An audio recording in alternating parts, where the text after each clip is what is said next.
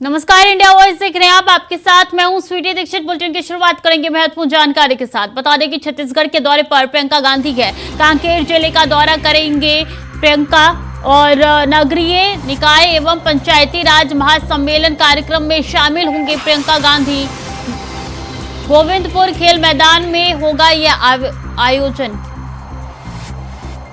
नगरीय निकाय एवं पंचायती राज महासम्मेलन है जिसमें प्रियंका गांधी शामिल होंगी। छत्तीसगढ़ के दौरे पर प्रियंका गांधी रहने वाली है। कांकेर जिले का दौरा करेंगे प्रियंका गांधी और कांग्रेस के महासचिव प्रियंका गांधी का यह दौरा काफी महत्वपूर्ण माना जा रहा है क्योंकि छत्तीसगढ़ में चुनाव है एक के बाद एक, जहां बीजेपी के नेता छत्तीसगढ़ में जाते हुए नजर आ रहे हैं। तो देखिए, कांग्रेस भी अब मोर्चा संभालती हुई दिखाई दे रही है। प्रियंका गांधी को मैदान में उतारा है। चुनावी सभा को संबोधित करने के लिए प्रियंका गांधी कार्यक्रम है कई ऐसे जिसमें शिरकत करेगी। गोविंदपुर खेल मैदान में कार्यक्रम का आयोजन किया गया है। प्रियंका उसमें शिरकत करेंगे और जनसभा को संबोधित भी कर सकती है। इस दौरान वो गोविंदपुर खेल मैदान में होगा ये कार्यक्रम। कांकेर जिले पर प्रियंका गांधी रहने वाली है। छत्तीसगढ़ के दौरे पर प्रियंका गांधी है और ऐसे में छत्तीसगढ़ में चुनाव है जिसके बाद अब कांग्रेस के तमाम प्रतिनिधि को मैदान में उतारा जा रहा है। चुनावी मैदान में एक के बाद एक करके बीजेपी हुंकार भर रही है तो कांग्रेस ने भी अपना शंखनाद कर दिया। यहीं से नगरीय निकाय एवं पंचायती राज महासम्मेलन है जिसमें प्रियंका गांधी शामिल होगी। कार्यक्रम में शामिल होंगी प्रियंका गांधी और कांकेर जिले का दौरा करेंगी प्रियंका गांधी।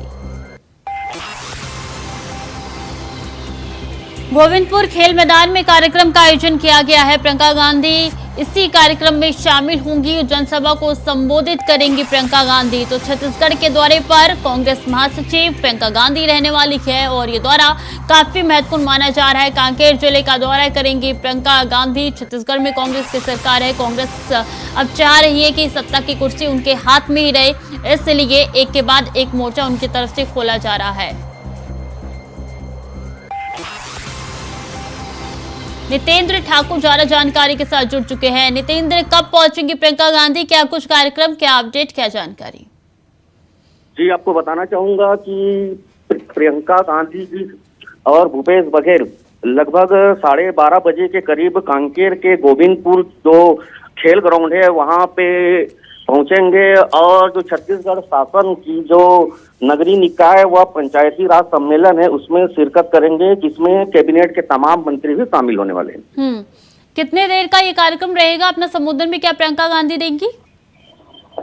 जी, ये कार्यक्रम करीब 1.5 से 2 घंटे का होगा और कहीं न कहीं जो अभी चुनाव है छत्तीसगढ़ में तो बस्तर को कहीं न कहीं राज्य शासन में सत्ता पाने की एक चाबी भी कहा जाता है। तो बस्तर को साधने के लिए पहली बार प्रियंका गांधी कांकेर में शिरकत करने वाली है। नितेंद्र, पीएम का दौरा भी बस्तर में था। पीएम ने भी पूरी कोशिश की है बस्तर के यहाँ पे ग्रामीणों को साधने की, वोटर्स को लुभाने की और एक बार फिर से अब देखिए कांग्रेस मोर्चा खोलते हुए नजर आ रही है। नितेंद्र जी जी बिल्कुल, इससे पहले प्रधानमंत्री नरेंद्र मोदी जी जगदलपुर दौरे पर थे। जी, उस दिन कांकेर पूरे बस्तर संभाग को कांग्रेस ने बंद भी कराया तो उसके बावजूद लाखों की जो भीड़ नरेंद्र मोदी को देखने के लिए पहुंची थी। तो कहीं न कहीं एक बड़ा प्रश्न चिन्ह कांग्रेस के प्रचार पर भी लग रहा था कि तो कहीं न कहीं कांग्रेस डरी हुई थी। इसलिए आज एक बड़ा कार्यक्रम करने का उद्देश्य लेते हुए आज कांकेर में प्रियंका गांधी का एक बड़ा कार्यक्रम है और यहाँ पे उन्होंने दावा किया कि कम से कम 1 से 1.5 लाख की भीड़ हम जुटा पाएंगे। तो क्या लगता है कि प्रियंका गांधी के इस दौरे से बस्तर के वोटर्स पर कोई फर्क पड़ने वाला है? कोई लाभ मिलेगा कांग्रेस को? जी जी बिल्कुल, अब कांग्रेस का जो कार्यक्रम है और खास बात यह है कि प्रियंका गांधी जी पहली बार जो कांकेर पहुंच रही हैं तो निश्चित तौर पर उनको देखने वाले भी बहुत ज्यादा संख्या में पहुंचेंगे। तो जो यहाँ पे भूपेश बघेल जी भी करीब 866 करोड़ के 518 विकास कार्यों का लोकार्पण भूमि पूजन भी करेंगे। कहीं न कहीं चुनाव के मद्देनजर जो आम जनता को लुभाने का जो प्रयास है वो जारी है और कुछ हद तक फर्क भी पड़ेगा, ऐसा मुझे लगता है। जी ठीक है नितेंद्र, बहुत बहुत शुक्रिया आपका तमाम जानकारियों के लिए। तो कांकेर जिले का दौरा करेंगी प्रियंका गांधी और कहा जा रहा है बस्तर को यहाँ पे साधने की कोशिश कांग्रेस कर रही है, इसलिए कांग्रेस अब प्रियंका गांधी को चुनावी मैदान में उतार चुकी है। बस्तर में उनकी ये जनसभा होने जा रही है। 1 से 1.5 लाख यहाँ पे लोगों को जुटाने की जो बात है यहाँ पे कांग्रेस द्वारा कही गई है।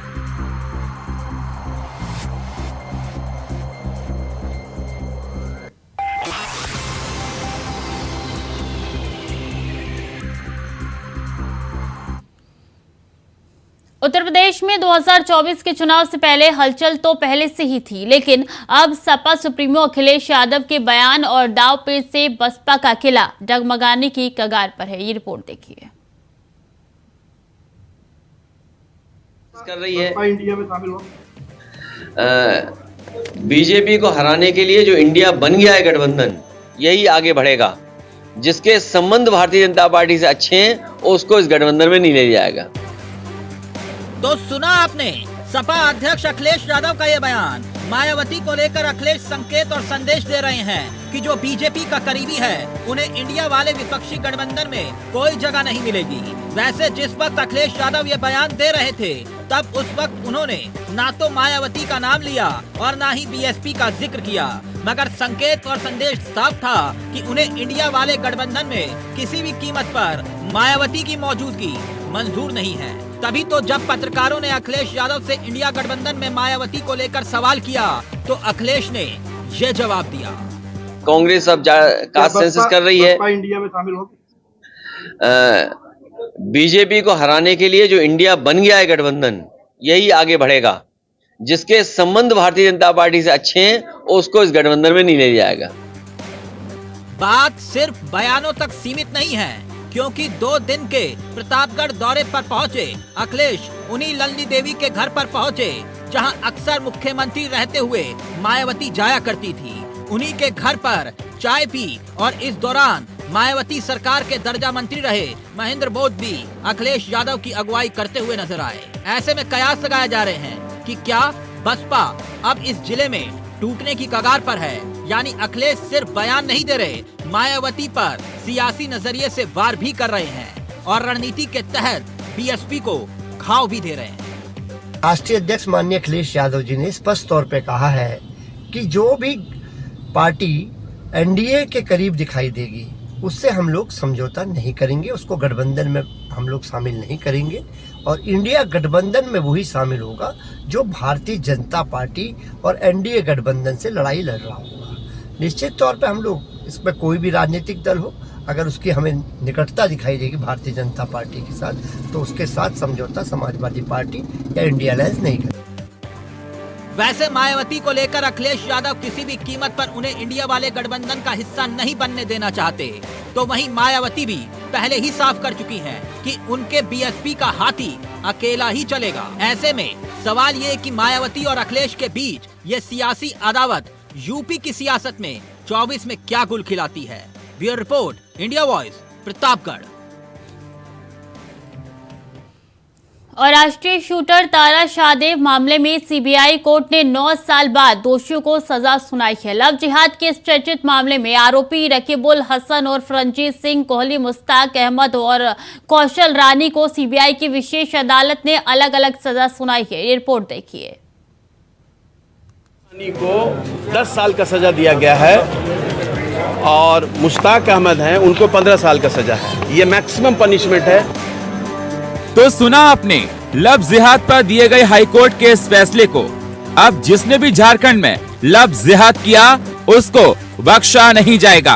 बहुचर्चित नेशनल शूटर तारा शाहदेव के मामले में आरोपी रकीबुल उर्फ रंजीत कोहली को सीबीआई कोर्ट की विशेष अदालत ने आजीवन कारावास की सजा सुनाई है। वही तारा जिसके साथ लव जिहाद के बाद जाती हुई, जिससे मोहब्बत हुई, उसने खुद को रंजीत बताया और जब फिर शादी हुई तो वो ही रंजीत रकीबुल निकला। पीड़ित शूटर तारा ने अपने पति पर कई गंभीर आरोप लगाए थे। उस वक्त इस खुलासे के बाद समूचे झारखंड में सियासी सवाल भी उठे थे, क्योंकि तारा के इल्जाम थे कि उसे पति रंजीत कोहली उर्फ रकीबुल ने उस पर जबरन धर्म परिवर्तन कराया। तारा का कहना था कि उसके पति ने खुद को हिंदू बताकर उसे धोखा दिया और शादी की। बाद में उस पर इस्लाम कबूल करने का दबाव बनाया जाने लगा और ऐसा नहीं करने पर उसकी पिटाई की जाती थी और कई बार कुत्ते से भी कटवाया गया था। शाहदेव के मुताबिक कई दिनों तक उसे खाना भी नहीं दिया जाता था। झारखंड हाई कोर्ट के आदेश पर सीबीआई ने 2015 में इस केस को टेक ओवर किया था। पहले सीबीआई को गवाही पूरी कर ली गई थी। इसके बाद अदालत ने आरोपी का बयान दर्ज किया था। बयान दर्ज होने के बाद बचाव पक्ष ने अपने बचाव को ओर से 25 फरवरी से गवाही दी थी, जिसमें सीबीआई की ओर से 26 गवाहों को पेश किया गया था और अब जाकर जुल्मों की जाति का हिसाब किताब पूरा हुआ। दोषी को उनके जुल्मों की सजा मिली। जैसे वो हमेशा साथ थे, वो मेरे साथ खड़े हैं, आज 9 साल से खड़े हैं और बस उनका आशीर्वाद था कि जो हम लड़ाई लड़े हैं उसमें हम जरूर जीतेंगे और देश के लिए एक बहुत बड़ा फैसला है कि जिन बेटियों के साथ गलत हो रहा है उन सबको एक हिम्मत मिले कि जरूर न्याय मिलेगा इस देश में। न्यायपालिका ने आज ये साबित कर दिया कि जिसके साथ अन्याय होता है उसको न्याय जरूर दिया जाता है। 376(2)(n में सजा दिया गया है, जिसमें के रंजीत सिंह कोहली को लाइफ इम्प्रिजमेंट है टिल डेथ इन कस्टडी, ठीक है, और कौशल रानी को 10 साल का सजा दिया गया है और मुश्ताक अहमद हैं उनको 15 साल का सजा है। ये मैक्सिमम पनिशमेंट है और बाकी जो भी ऑफेंसेस हैं वो सेट ऑफ होकर के खत्म हो गया, उसमें बहुत बड़ा इशू है नहीं। इस जजमेंट के खिलाफ हम लोग अपील प्रेफर करेंगे बिफोर द हाई कोर्ट और हम लोग की तैयारी चल रही है and most likely will get that justice before the honourable high court. अब सवाल इस बात का उठता है कि शूटर तारा शाहदेव के सुनाए गए इस फैसले के बाद क्या लफ्ज जिहाद पर लगाम लगेगी? सवाल ये भी, ये तो सिर्फ एक तारा है, ना जाने झारखंड में कितनी तारा हैं जो लफ्ज जिहाद का शिकार हैं और आज तक उन्हें न्याय नहीं मिला। खैर, अब देखना होगा झारखंड हाई कोर्ट का ये फैसला लफ्ज जिहाद पर क्या नजीर पेश करता है, क्योंकि ये फैसला उनके लिए एक नजीर है जो कहते हैं कि लफ्ज जिहाद होता ही नहीं। Bureau report, India voice, Ranchi.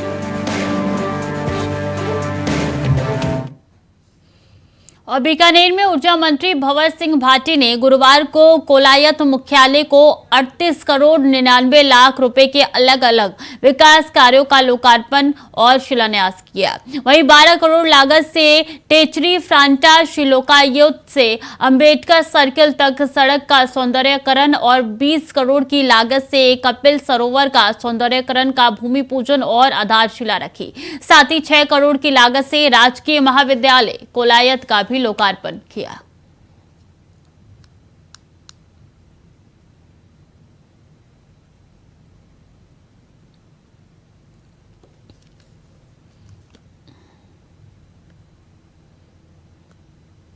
Aligarh में राज्यसभा सांसद संजय सिंह की गिरफ्तारी पर आपने हाथों में रस्सी बांधकर प्रदर्शन किया। बता दें कि संजय सिंह की गिरफ्तारी के बाद आम आदमी पार्टी के कार्यकर्ताओं में आक्रोश व्याप्त है, जिसके बाद दर्जनों कार्यकर्ताओं ने हाथों में रस्सी बांधकर सड़क पर जोरदार प्रदर्शन किया और चौथी पास देश का राजा के नारे लगाए। अन्य कई विवादित नारे भी उनके द्वारा लगाए गए। तो वहीं इस दौरान आम आदमी पार्टी के कार्यकर्ताओं ने सड़क पर बैठकर भी जमकर प्रदर्शन किया। हालांकि पुलिस द्वारा हस्तक्षेप किए जाने के बाद सड़क से हटाकर जिला मुख्यालय पर उनकी तरफ से प्रदर्शन किया गया और विवादित नारे लगाए गए।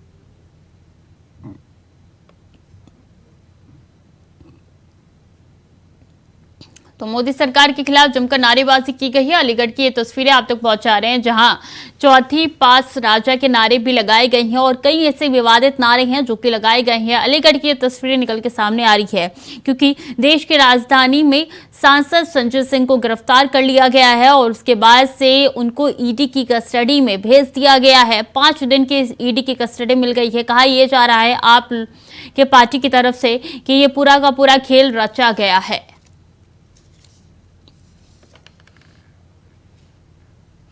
खबर हरदोई से है, जहां सीडीपीओ का रिश्वत लेते वीडियो वायरल हो रहा है। दरअसल सीडीपीओ ने आंगनबाड़ी सहायिका से भर्ती के लिए 20,000 रुपए की रिश्वत मांगी थी, जिसका वीडियो आंगनबाड़ी सहायिका बनाकर सोशल मीडिया पे वायरल कर दिया है। मामले की सूचना मिलते ही जिला अधिकारी मंगला प्रसाद सिंह ने जांच कराकर कार्रवाई की बात कही है।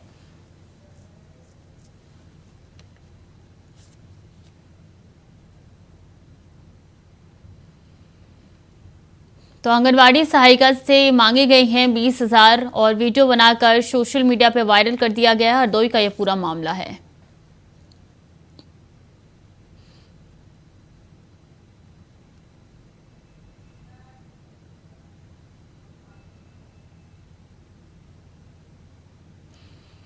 और इस बीच अहम जानकारी, लोक लुभावने वादों पर सुप्रीम कोर्ट का नोटिस। चुनाव से पहले जनहित याचिका पर सुप्रीम कोर्ट का नोटिस जारी हुआ है। केंद्र, एमपी, राजस्थान चुनाव आयोग से मांगा है जवाब। पीआईएल में जनता के पैसों का दुरुपयोग रोकने की मांग की है।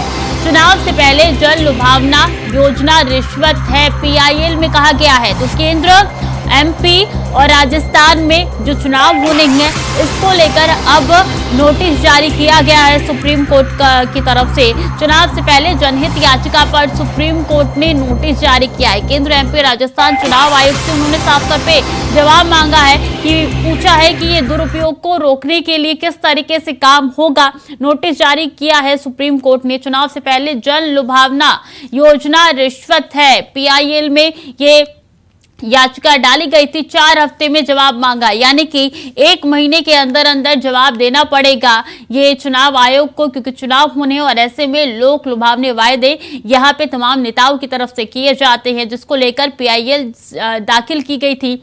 और ऐसे में चुनाव से पहले जन लुभावना योजना रिश्वत है, पीआईएल में साफ तौर पे कह दिया गया था। पीआईएल में जनता के पैसों का दुरुपयोग रोकने की मांग की है कि जो भी दुरुपयोग होते हैं पैसों का, वो ना हो, इसका खासा ख्याल रखा जाए। चुनाव से पहले जन लुभावने वायदे जो है वो रिश्वत है, ये कहा गया है पीआईएल में। तो 4 हफ्ते के अंदर सुप्रीम कोर्ट ने जवाब मांगा है, नोटिस जारी कर दी है चुनाव आयोग को। राजस्थान, मध्य प्रदेश, केंद्र के चुनाव आयोग को सुप्रीम कोर्ट ने नोटिस जारी की है। 4 हफ्ते के अंदर अंदर जवाब मांगा, यानी कि 1 महीने के अंदर।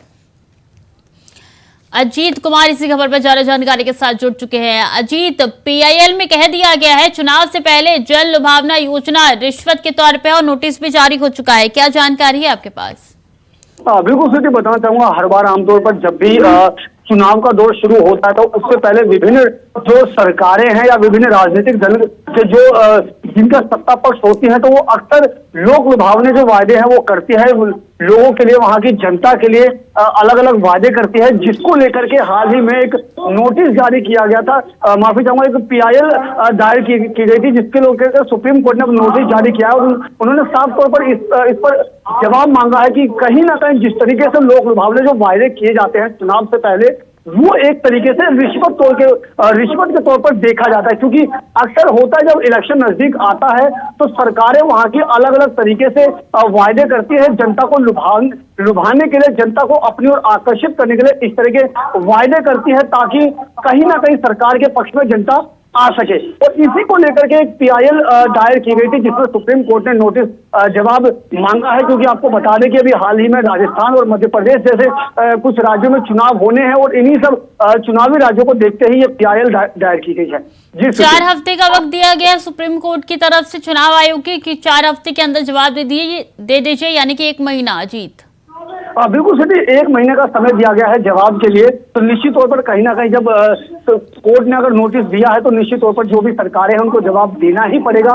और ऐसे में ये उस चीज के लिए सबसे बेहतर होगा जब आमतौर पर देखा जाता है कि इलेक्शन से पहले जब इस तरह के जो वायदे किए जाते हैं, तो कहीं ना कहीं इस तरह के लोक लुभावने वायदे पर रोक लगाने का एक ये प्रयास है। तो देखना होगा कि किस तरीके जो सरकार है जो जवाब देते हैं, क्योंकि केंद्र सरकार को नोटिस दिया गया है, केंद्र सरकार से जवाब मांगा गया है। लेकिन अजीत, यहाँ पे लोक लुभावने वादे नहीं होंगे तो क्या लगता है कि सरकार बनाने में मुसीबत नहीं होगी यहाँ पे? बिल्कुल सुनी, सबसे बड़ी चीज यही होती है और यही एक सबसे बड़ी वजह होती है जिसकी वजह से, क्योंकि कोई भी सरकार जब आती है तो 5 साल उनके लिए समय होता है। जब जो भी घोषणा पत्र जारी किया जाता है तो अक्सर देखा जाता है कि शुरू के कुछ सालों तक उस घोषणा पत्र पर शायद ही काम हो पाता है। और यही एक वजह होती है जब सरकार जब इलेक्शन नजदीक आते हैं तो घोषणा पत्र से इतर जो अलग अलग जो वायदे हैं जनता के हित में करने का प्रयास किए जाते हैं, ताकि वो अपनी ओर आकर्षित किया जा सके। और निश्चित तौर पर अगर ऐसा कोर्ट की तरफ से ऐसा होता है और कुछ ना कुछ अगर इस पर कोई नियम लागू होता है, तो जो भी सरकारें हैं, जो भी राजनीतिक दल हैं, उनके लिए आने वाले समय में जो जनता से वोट मांगना या फिर सरकार बनाने के लिए काफी चुनौतीपूर्ण कार्य रहेगा। और इलेक्शन में जनता के बीच जाना कहीं ना कहीं चुनौती भरा काम रहेगा। जी सर, तो फिर एक ही तरीका बचता है, अगर ये नोटिस के बाद ये कह दिया जाता है कि आप कोई भी लोक लुभावने वादे नहीं करेंगे, फिर तो भड़काने का ही एकमात्र तरीका बचता है, जो अभी भी लगातार हो रहा है चुनाव से पहले। बिल्कुल, सबसे बड़ी चीज ये होती है आमतौर पर ना केवल लोक लुभावने वादे, बल्कि अक्सर देखा जाता है जब इलेक्शन नजदीक आते हैं तो साल भर 6 महीने पहले ही वहां पर नारियल फोड़ कार्यक्रम भी काफी तेजी से शुरू हो जाते हैं, जिससे कहीं ना कहीं जनता के दिमाग में एक ये चीज जाती है कि हाँ, सरकार द्वारा काम किया जाता है। जब सरकार बनती है तो आने वाले 3 से 4 साल में सरकार द्वारा उस किसी भी तरह के जो घोषणा पत्र है उसमें कुछ ही परसेंटेज को लेकर के वायदे पूरे किए जाते हैं, बाकी जो घोषणा पत्र हैं वो वैसा का वैसा ही कहीं ना कहीं चुनावी वायदे बनकर रह जाते हैं। और जब इलेक्शन नजदीक आते हैं तो नारियल फोड़ कार्यक्रम भी शुरू हो जाते हैं, तो कहीं ना कहीं वो भी एक तरीके से लोक लुभावने वादों को तरीके से ही देखा जा सकता है। और इन्हीं सब चीजों को लेकर के PIL के बाद क्या इस PIL में ये लिखा गया है कि मौखिक तौर पे बोलना तो आपको बंद करना ही पड़ेगा, घोषणा पत्र की भी मनाही हो जाएगी क्या?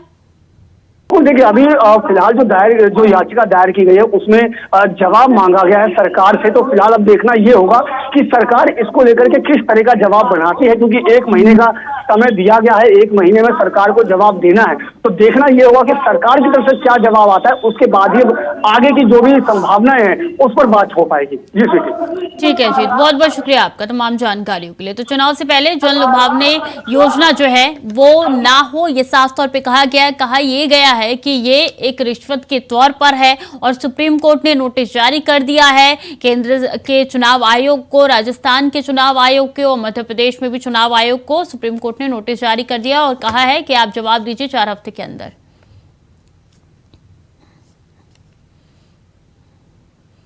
नल जल योजना सरकार की महत्वाकांक्षी योजना, जिसके जरिए लाखों करोड़ों परिवारों को इसका लाभ मिल रहा है। चलिए आपको लेकर चलते हैं अयोध्या, जहां नल जल योजना का लाभ कैसे लोगों को मिल रहा है, इसके लिए रिपोर्ट देखिए।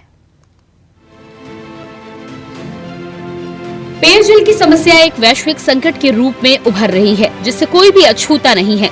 इस समस्या के समाधान के लिए यूपी की योगी सरकार ने अमृत जल योजना की शुरुआत की है, जिसमें पानी की आपूर्ति, सीवरेज, शहरी परिवहन आदि शामिल है। ये योजना देश के नागरिकों के जीवन स्तर को सुधारने के उद्देश्य से शुरू की गई है। इस योजना के तहत हर घर में पानी की आपूर्ति, सीवरेज कनेक्शन सुनिश्चित किया जा रहा है। लोगों को योजना के तहत निःशुल्क पेयजल आसानी से मिल रहा है, जिससे लाभार्थियों के चेहरे पर मुस्कान नजर आ रही है। तो लाभ बहुत मिला है, बहुत अच्छा भाव जैसे नल लगा और जैसे लगा तब से थोड़ा जो नहीं वो है बहुत बढ़िया हो गया है, इसलिए पैसों से नहीं लगा, कोई लगवाने में इसको बढ़िया पानी आ रहा है। इस योजना को लेकर नगर निगम अयोध्या के हनुमान कुंड वार्ड के पार्षद प्रतिनिधि अभय श्रीवास्तव ने बताया कि योजना के आने से पहले लोगों को बहुत परेशानियां उठानी पड़ती थी, लेकिन अब सिर्फ आधार कार्ड देकर कोई भी योजना का निःशुल्क लाभ ले सकता है।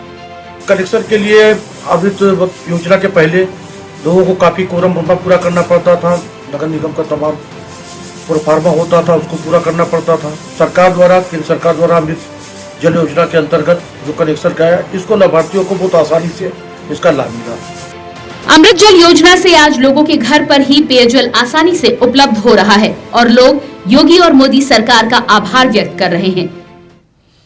तो फिलहाल के लिए बुलेटिन में इतना ही। खबरें लगातार जारी है, देखते रहें इंडिया वॉइस।